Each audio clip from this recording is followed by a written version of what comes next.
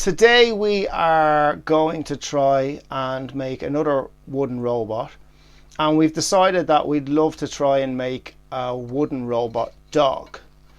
So the beauty of these projects is that we never really have a set out design. It just kind of unfolds as we go along. And again, we're going to be using reclaimed wood or offcuts or pallet wood or whatever. And hopefully at the end of it, we will have another fantastic wooden robot, which in this case will be a dog. So we're going to have to find a name for this guy as well at the end, won't we? Yeah. Yeah. This is the design that we're after coming up with for the main body of the dog. So all of these parts that are marked are parts that will be cut off. It probably doesn't look much like the shape of a dog's body at the moment, but hopefully it will. And this is going to be the dog's head. So basically all the parts of the squares will be cut away and we'll have a dog's head. And here we have the dog's head. Woof woof. Woof woof. Woof. Now you probably hopefully get an idea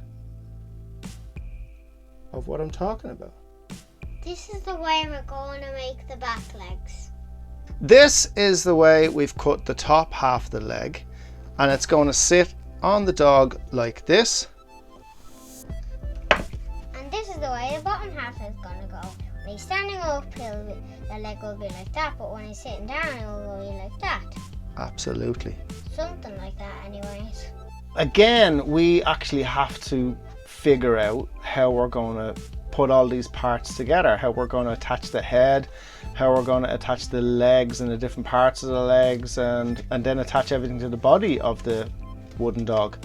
So how do we do that, Ben? With the just in case box. Oh yeah. In the just in case box we have some really old rusty looking brakes that used to be on a bike.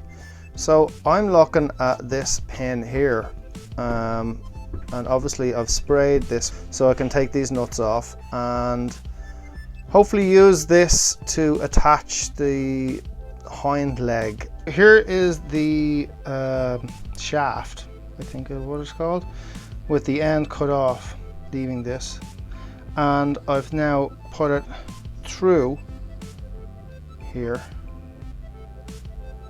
and I think it looks pretty cool.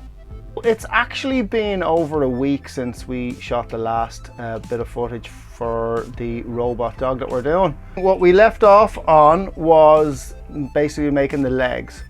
So we have these legs now, that's the hind leg, and in order for the hind leg to fit with the body of the dog as well, we've had to create like this triangular shape at the back, because when it was square it was actually hitting off the body of the dog.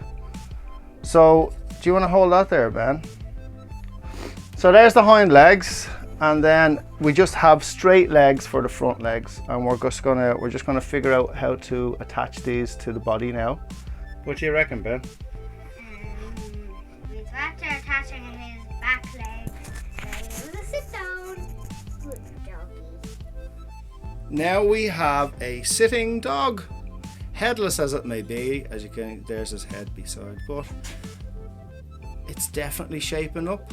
So Ben has decided that he's just going to stay outside and play in the stones and get as mucky dirty as he possibly can, which is great. I'm loving it. So I'm just going to continue finishing the dog here. We've decided that we're going to use coach bolt for his neck. So this part will be going up into the head, as in that way, and this part will just screw down into the body of the dog. Boom, like that. Now the thing is, when this part sits inside the head, it should work like a kind of a ball and joint, so the head should have a bit of movement. That's the plan anyway, and I'm going to get to it. As you can see, I've just drilled a hole here in the base of the head. Bolt sits in. It's a tight-ish fit. It's just nice. But as you can see, there you go. And as I was saying, there is like a ball and joint type movement on the head, which gives them a little bit of character. We're going to try and find out how to attach this. We're thinking of attaching this for a tongue of the robot dog. For his tongue? Yeah, and then we're wanting to know how we attach it because nobody thinks to It's going to be difficult, isn't it? Yeah. To figure out how we're going to attach that and have it sticking out of his mouth. But we'll do it, won't we? Yeah, we'll do it some way. Here is the tongue that we think is going to be looking good if it's sticking out of the dog's head. Head! Heads up! Oh. So we're going to use the router and try and just route out this where this black line is, and hopefully that tongue down there will stick in there nice and This easy. tongue. Yeah, exactly, that tongue. Do you reckon, Ben, we're going to have to use some wood glue as well? I don't know. You don't know? Well, if it's too wide, I would say we would. Okay. So we just used the router here and we have decided to give him a bit of a smile. Just to give him a bit of character. And then Ben, do you want to put the tongue in there? Yeah. Wow, that's actually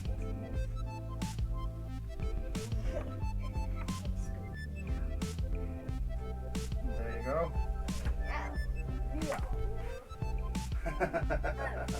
Turn around this way. That's a big long tongue. Too long. Now we've decided to actually put a screw here which goes right through the tongue, and the reason why we've done that is so that now the dog, his tongue actually has a bit of movement. It's difficult for me to do it with one hand, but there you go. Jeannie, Ben, you couldn't be any muckier. Oh Lord. Okay, so we are going to dive into the just in case box and see what we come up with, and we'll let you know. What are you after finding? These things, these are going to be the dog's eyes. Okay, let me see what they look like. So I'm gonna use that. Coolio. What do we have here, Ben? Ears. We have ears, and we're after cutting them out of a wire mesh. Isn't that right?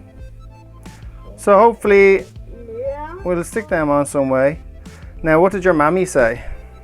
Safety first, and we wouldn't use this because sharp edges. My daddy even cut himself. So who was right? My mommy! Mommy's right! I love you! Yay! So I'm actually going to go ahead and use these, but I'm going to see if I can put some insulating tape around the outside edges, which will be the outside edges, which you can see are quite sharp after being cut. But if I can put some insulating tape on them, hopefully it'll be safer. Here we have his ears. And it looks Electrical tape around the outside, keep them nice and safe. Do you want to put them down? Show us what it looks like when they're down. this is the way that I think looks cutest. Yeah, One down and one up. but it had a bit that way. Both of them down like that. Cool. I like it. Really coming together now. I love his funky eyes as well, and his big long tongue. So as Ben calls it, we're gonna give him what? A solar panel charge thing. Yeah. Just about there or something. Okay. There's where I like it. I like it there. Right. So we're gonna give him solar panels and all of his robotic stuff now, and keep it going. Yeah.